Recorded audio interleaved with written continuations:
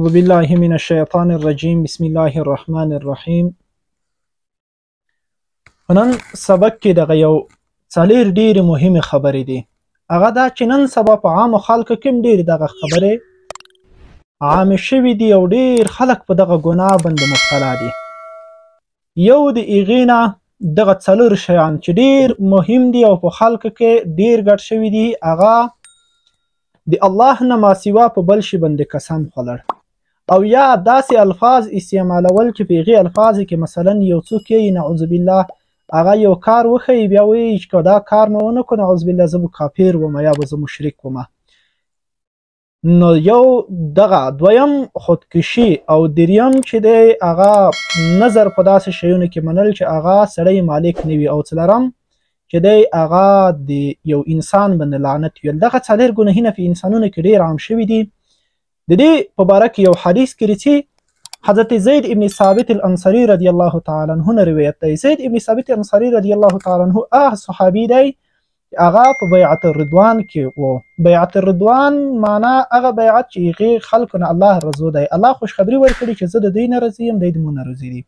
په هغې کې دی موجود و. دا حضرت زید ابن ثابت انصاري رضی الله تعالی عنه دی فرمایي، وی نبی علیه الصلاة والسلام فرمایي چا چې د اسلام نه ماسوا په بل مذهب باندې قسم وخوړه نو دا د هغې په شان شو. مثلا یو چا داسې ووایي چې که مو دا کور ونه کړو نعوذ بالله زه به مشرک یم، نو دا سړی که دا کور یې ونه کړو نو هغه سړی په یو کور باندې مشرک کیږي. او دویم دا چې چا خودکشي وکړه، ځون یې ووژو، که په چاقو یې مړ کړو، که په وسلحه یې مړ کړو، که په دار کولو باندې مړ کړو، په هر قسم یې ځون ووژو، نو دغه کس ته نبي علیه السلام فرمایي چې په همدغه شي چې دا ځون مړ کړی وي په دغې به تر قیامته پورې سزا ورکولی کیږي. او بل دا چې نبی علیه السلام فرمایي چې څوک یو نظر وکړي په داسې شي کې چې دی د هغې مالک نه وي، په هغې باندې نظر وکړي، دا نظر هم نه صحیح کیږي.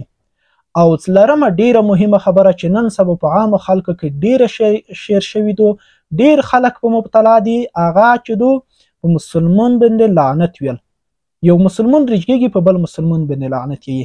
نبی علیه الصلاة والسلام فرمایي که مسلمان په بل مسلمان باندې لعنت ووایي د ده دومره ګناه دو، دا سړی داسې دی ګویا کې لکه دغه مسلمان یې چې وژلی وي. او نن سبا عام خلک رجګېږي، حتی په علماو باندې لعنت یې، حتی په عمرو د وخت په مسلمانونو په امیرونو باندې لعنت یې. دغه حدیث چې دی بخاري شریف او مسلم شریف دواړو نقل کړی دی چې نبی علیه السلام فرمایي چې څوک په مسلمان باندې لعنت ووایي نو دا داسې شو لکه ده چې دغه مسلمان وژلی وي. نو دغه لوی ګناهونه دي. الله جل جلاله دې موږ تاسو تر وساتي، موږ تاسو باید د دې نه ځوري نه وساتو.